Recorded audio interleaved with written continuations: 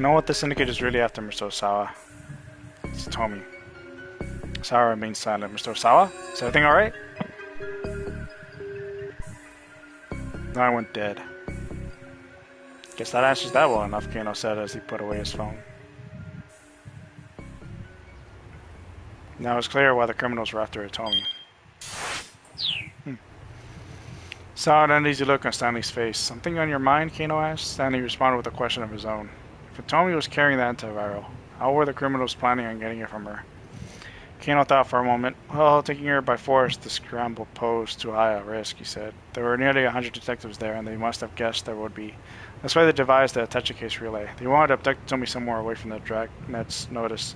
It was the plan that all the signs seemed to suggest. Still, he added, I wonder how they managed to lead her away from police protection. A look of revelation crossed Stanley's face. All they need to do was convince her to go of her own accord. But how, Kano asked, and then it came to him. Thought back to Tomi's initial contact with Tariq Al-Karawan.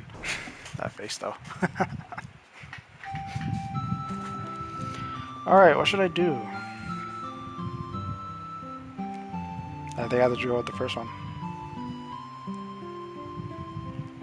I feel a little guilty about asking him to go out of his way for me more than he already has. Maybe I should deal with it myself. I feel a little guilty about having to go out of his way. Maybe I should deal with it myself. He was a bit disappointed when I told him that.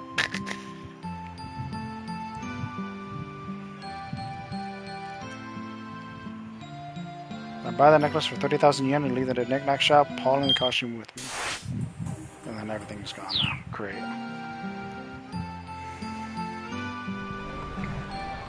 Huh.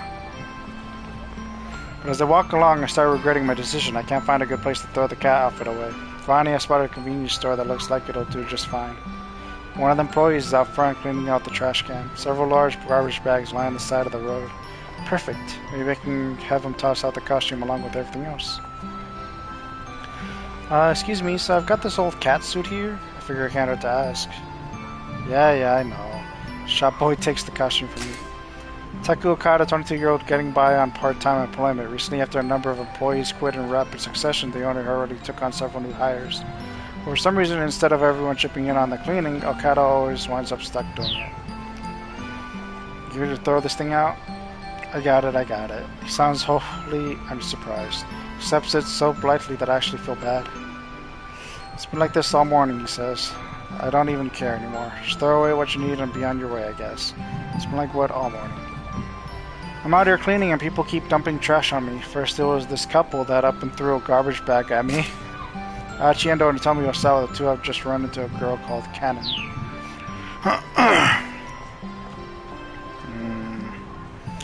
After that, some homeless-looking guy came by, took all his clothes off and left. What the hell? Detective Yuji Sasayama from the Shibuya precinct. At the moment, Sasayama is searching for a costume for his next disguise. Wow. Like just now, some chubby girl tossed out some empty cardboard boxes and a bunch of empty bottles. That must have been Cheery. She was probably drinking the burning hammer while she walked along. So when you came by just now with this thing, I knew right away. Yep, this again. I'm sorry. It's alright. 3 times, 4 times, what's the difference? He flashes a bright smile, but it's clearly insincere. He looks at me more closely. Huh? Aren't you the girlfriend of that dude who threw the bag of garbage bitch at me? What? Nope, not me. Huh, guess I'm misremembering then. Oh, anyway, thanks for your help with this. I give the guy a bow. A few minutes later, near the station, I spot a sort of mall. Checking the directory by the entrance, I see that it's got several clothing shops and an arcade inside. They probably sell shirts in here. I hurry on inside.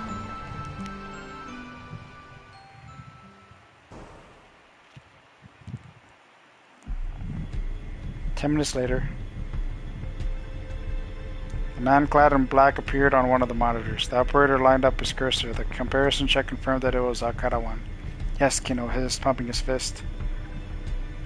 It appeared that their courier was simply walking around town calm and composed. Kano radioed in Al-Karawan's location to Kuze.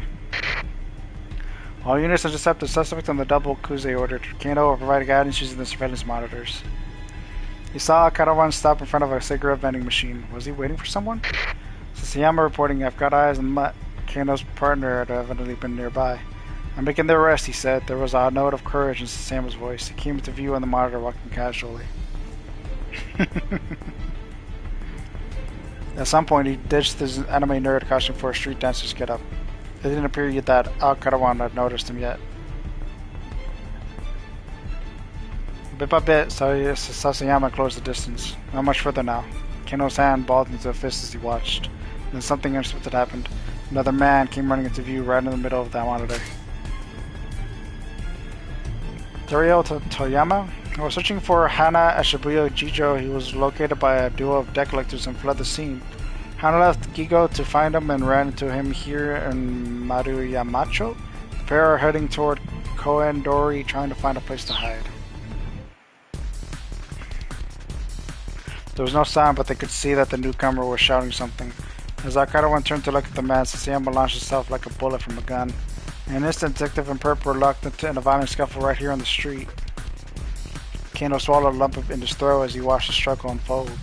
Early in the day, Akarawan had done a number on Sasayama, but this time the detective had the upper hand. He got a grip on Akarawan's neck and beat him repeatedly. Akarawan tried desperately to bring Sasayama to the ground. But Sasayama braced himself and avoided the takedown. Then he shifted his stance and took Akarawan to the pavement with a spectacular hip throw. Yes! Kano clapped his hands together in excitement. Catching the perp in his scarf hole, Sasayama got out his handcuffs. The technique in judo involves wrapping an arm around the opponent's neck while performing an upper body pin.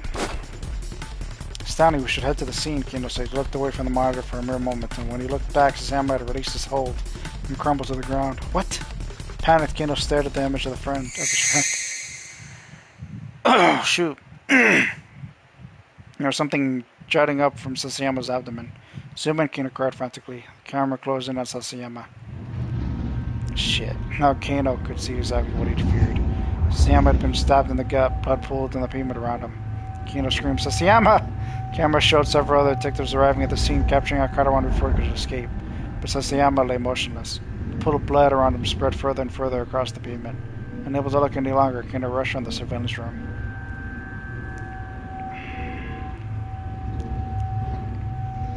Oh, to be continued. What a cliffhanger. Good news better than to keep out, but I'm still stuck.